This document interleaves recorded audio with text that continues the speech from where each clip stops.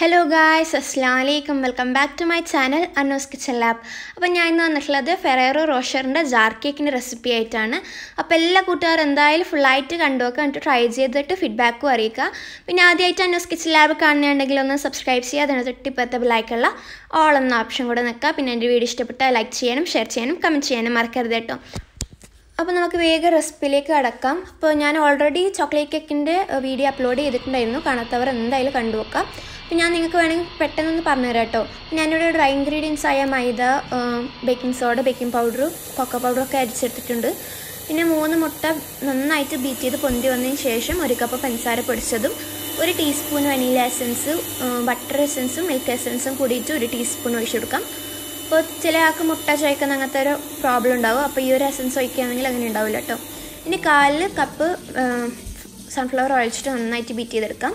ഇനി ഞങ്ങൾക്ക് നമ്മുടെ നന്നായിട്ട് അരിച്ചെടുത്തിട്ടുള്ള ഡ്രൈ ഇൻഗ്രീഡിയൻസ് കുറച്ചായിട്ട് നമ്മൾ ബാറ്ററിലേക്ക് ഇട്ടിട്ട് കട്ട് ആൻഡ് ഫോൾഡ് ചെയ്തെടുക്കാം. അതിന് ശേഷം ഞാൻ ബേക്കിംഗ് ടിന്നിൽ കുറച്ച് ഓയിലൊക്കെ സ്പ്രെഡ് ചെയ്തതിന് ശേഷം ബട്ടർ പേപ്പർ വെച്ചിട്ട് സ്റ്റിക്ക് ചെയ്തെടുത്തിട്ടുണ്ട്. അപ്പോൾ ഇതെല്ലാം നിങ്ങൾക്ക് വേണമെങ്കിൽ മൈദയും ഓയിലും വെച്ചിട്ട് ഗ്രീസ് ചെയ്താലും മതി കേട്ടോ. ഇനി ഇതിലേക്ക് ഞങ്ങൾക്ക് നമ്മുടെ ബാറ്റർ ഒഴിച്ച് കൊടുക്കാം. ഇനി നന്നായിട്ട് ടാപ്പ് ചെയ്തതിന് ശേഷം 30 to 40 മിനിറ്റ് വരെ ബേക്ക് ചെയ്തെടുക്കാം. അപ്പോൾ ഞാൻ ഇതുപോലെ തന്നെ സ്ക്വയർ ടിന്നിലൊക്കെ ആയിട്ട് ബേക്ക് ചെയ്തെടുത്തിട്ടുണ്ട് കേട്ടോ. ഇനി ഞങ്ങൾക്ക് കേക്കിൻ്റെ ഒരു ബട്ടർ പേപ്പറൊക്കെ റിമൂവ് ചെയ്തതിന് ശേഷം നമ്മുടെ കേക്ക് ഒരു 3 ലെയേഴ്സായിട്ടൊന്ന് കട്ട് ചെയ്തെടുക്കാം. ഇനി ഞങ്ങൾക്ക് കേക്കൊക്കെ ഒന്ന് കട്ട് ചെയ്തെടുക്കാം. അപ്പോൾ ഞാൻ ഇതുപോലത്തെ ഒരു ഗ്ലാസ്സാണ് കട്ട് ചെയ്യാൻ വേണ്ടി യൂസ് ചെയ്യുന്നത്. അപ്പോൾ നിങ്ങൾക്ക് വേണമെങ്കിൽ ജാറിൻ്റെ കണക്കായിട്ടുള്ള കട്ടറോ എന്തെങ്കിലും ഉണ്ടെങ്കിൽ അത് യൂസ് ചെയ്തിട്ട് കട്ട് ചെയ്തെടുത്താലും മതി. അപ്പോൾ ഞാൻ കേക്ക് മുഴുവനായിട്ടും കട്ട് ചെയ്തെടുത്തിട്ടുണ്ട്. ഞങ്ങൾക്ക് ഇതിനാവശ്യമായ ക്രീം തയ്യാറാക്കാം. അപ്പോൾ ആദ്യം വിപ്പിംഗ് ക്രീം നന്നായിട്ട് ബീറ്റ് ചെയ്തെടുക്കാം. അതിനുശേഷം ഇതിലേക്ക് ഞങ്ങൾക്കൊരു 2 ടേബിൾ സ്പൂൺ പഞ്ചസാര ചേർത്തെടുക്കാം. ഇനി ലോ സ്പീഡിലൊന്ന് ഞങ്ങൾക്കിത് ബീറ്റ് ചെയ്യാം. ഇനി ഇതിലേക്ക് നമുക്ക് 2 ടീസ്പൂൺ കൊക്കോ പൗഡർ ചേർത്ത് കൊടുക്കാം. അതിനുശേഷം നമുക്ക് ക്രീമിലേക്ക് ചോക്ലേറ്റ് എസൻസ് ചേർത്തെടുക്കാം. അപ്പോൾ ഞാൻ ടൈഗറിൻ്റെ ചോക്ലേറ്റ് എസൻസാണ് യൂസ് ചെയ്യുന്നത്. അപ്പോൾ അതൊരു നല്ല കളറും കിട്ടും, അതിൻ്റെ ഒരു ഫ്ലേവറും. അപ്പോൾ ഞാനിവിടെ 1 ടീസ്പൂണ് ചോക്ലേറ്റ് എസൻസ് ചേർത്തിട്ടുണ്ട്. ഞങ്ങൾക്കിതിൻ്റെ ബീറ്റർ ഓഫാക്കാം.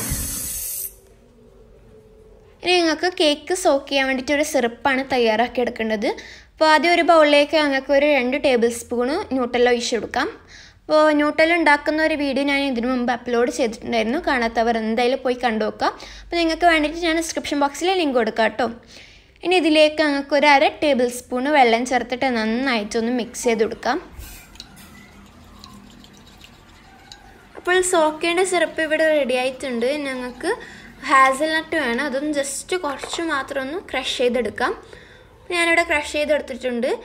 ഞാൻ ഇതുപോലത്തെ 350 ml ജാറാണ് എടുത്തിട്ടുള്ളത്. അതിലേക്ക് ഞങ്ങൾക്ക് കേക്ക് ഇട്ട് കൊടുക്കാം.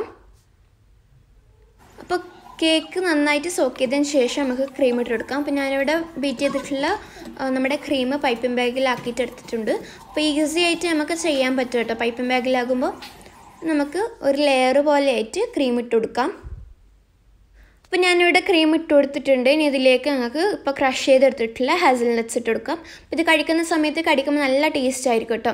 ഇനി ഇതിൻ്റെ മുകളിലായിട്ട് ഞങ്ങൾക്ക് കുറച്ച് ന്യൂട്ടെല്ലയോ അല്ലെങ്കിൽ ന്യൂട്ടെല്ല ഇപ്പോൾ തയ്യാറാക്കിയിട്ടുള്ള സിറപ്പ് എന്തെങ്കിലും നിങ്ങൾ ഇഷ്ടമനുസരിച്ച് ചെയ്തെടുക്കാം.